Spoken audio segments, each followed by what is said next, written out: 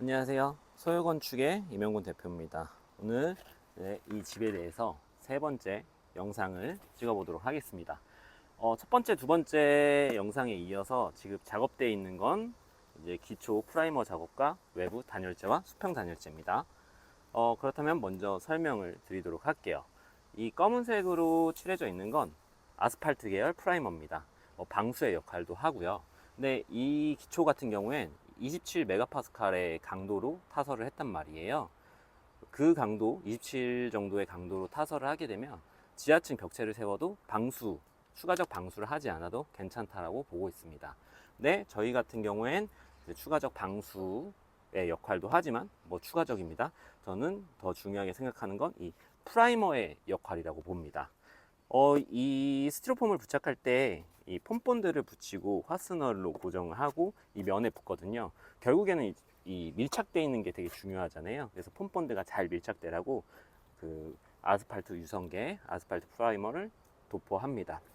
그리고 단열재로 보면 이제 외부 기초 측면은 벽체까지 해서 100T 2번으로 가고 있습니다. 이제 이 흙이 성토가 되면은 다시 이제 대매움이 되면 이게 이제 묻히게 되잖아요. 그래서 이거는 XPS 압출법 단열재를 사용하고 있습니다. 그리고 벽체는 EPS 단열재를 붙이면 됩니다.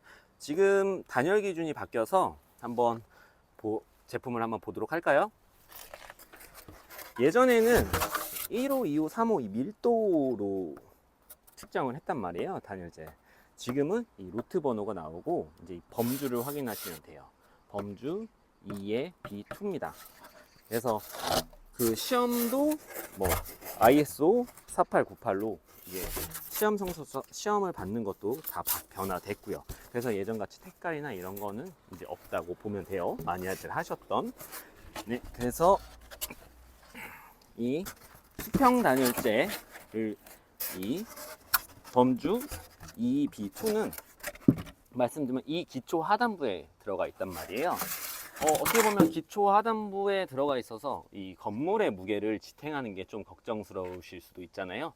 하지만 이거를 찾아보시면 이게 하중으로 계산했을 때는 25톤까지 버틸 수 있습니다. 저희가 이거 2층 건물로 했을 때 그 대지가 15톤 진해력 하중으로 받았거든요. 그렇기 때문에 이 단열재를 기초 하단에 까셔도 안전하다는 걸 말씀드립니다. 그리고 건물은 그러면 기초 아래에서부터 단열재가 벽을 통해서 지붕까지 이 골조 자체 외피를 다 단열재로 둘러싼단 말이에요. 그렇기 때문에 이 외단열을 하는 것이고, 그렇다면 이 수평 단열은 왜 했냐 라고 생각하실 수 있습니다. 이 수평 단열은 건물 하부 땅을 보호하기 위한 겁니다. 이제 건물 하부에 흙이 굉장히 추운 냉기가 얼게 되면은 얼었다 녹았다 하면 땅이 움직이잖아요. 그걸 방지하기 위해서 건물 하부에 냉기를 들어가는 걸 막는 거예요. 만약에 이 수평 단열재가 없다고 하면 냉기가 바로 이 외단열 바로 아래에서부터 이 건물 아래쪽으로 전달될 수 있잖아요. 근데 이 수평 단열재가 있음으로써 그 냉기가 들어오는 길이 길어지게 돼요. 그렇기 때문에 건물 하부 땅을 보호하는 역할입니다. 이걸 한 이유는 여기가 중부 이 지역인데 저희가 성토를 하게 되면 이 650 정도로 지금 이 GL에서 650으로 내려가 있거든요. 동결 심도는 괜찮다라고 보는데, 그래도 이 추가적 요새 날씨도 지금은 요새는 너무 덥지만 앞으로의 날씨는 모르는 거잖아요. 훨씬 더 추워질 수도 있고 겨울에. 그런데 장기적으로 봤을 땐 이 단열재를 추가하는 건 굉장히 좋지 않나 라고 생각합니다. 1지역으로 가서도 이 수평 단열재를 하게 되면 동결 심도까지 하지 않더라도 어느 정도 차단 부동치마를 예방할 수 있습니다. 그런 거는 긴 시간이 걸리겠지만 어쨌든 추가적인 작업이긴 해도 안전하지 않나라는 생각이 들어요. 그래서 이 앞부분 같은 경우엔 이제 그 파낸 길이가 1450 정도로 깊기 때문에 여기서는 수평 단열재를 사용하지 않았습니다. 그래서 건물 시작은 먼저 이 단열재를 하는 건 성토를 미리 해서 어쨌든 시공상의 안전이 굉장히 중요하기 때문에 안전을 확보하기 위해서 성토 작업을 빨리 하려고 하는 겁니다. 그래서 만약에 이 작업이 다 끝나면 한번 둘러서 보도록 하겠습니다. 오늘은 외부 우수 작업을 했어요. 그래서 아마 이 쇠석이 이제 깔려져 있는 게 보이시죠? 그리고 단열재 부분을 보면은 단열재 기초 부분에 XPS 2번 가고 100mm로 갔습니다. 그리고 드레인보드가 시공되어 있습니다. 이 부직포면이 이 토목에서 이 드레인보드를 사용하는 거랑은 반대로 돼 있어요. 그래서 부직포면이 건축물 방향으로 시공이 되어 있습니다. 그리고 여기는 그 후면 쪽인데 건물에 사진을 뭐 참고하겠지만 이 옹벽 바깥쪽 부분으로 이제 유공간 부직포를 감싸서 유공간이 시공되어 있습니다. 그래서 건물에서 이 구배를 이 경사로 주겠죠. 이 경사로 주면 바깥에 부분의 유공간을 통해서 최종 관로로 연결되는 거예요. 그래서 뭐 기본적인 사항은 건축물에서는 어쨌든 물이 고이지 않게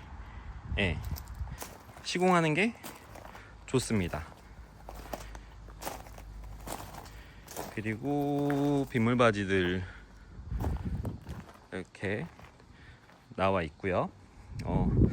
나중에 이제 PVC 배관이 나와 있잖아요. 부동전에 여기는 이제 나중에 싱크대가 설치될 자리거든요. 그래서 외부지만 그 우수에 연결하는 게 아니라 싱크대 같은 경우에는 이제 음식물 뭐 청소하거나 그러나 하수들 우수가 빗물이 아니라 오염된 물이 지나가잖아요. 그러면은 이거는 이제 오수바지 쪽으로 연결이 되게 됩니다.